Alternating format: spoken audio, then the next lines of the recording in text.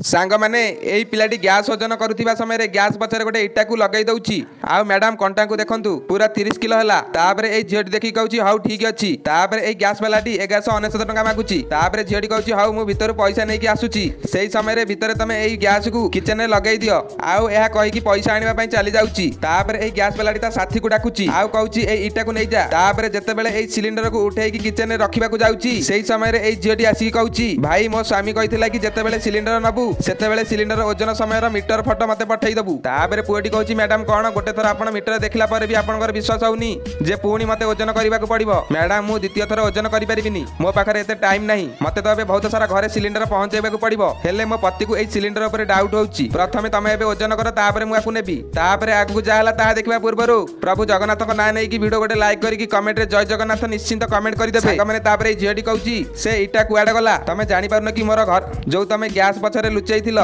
मो घरे सब जगह रे कैमरा लगी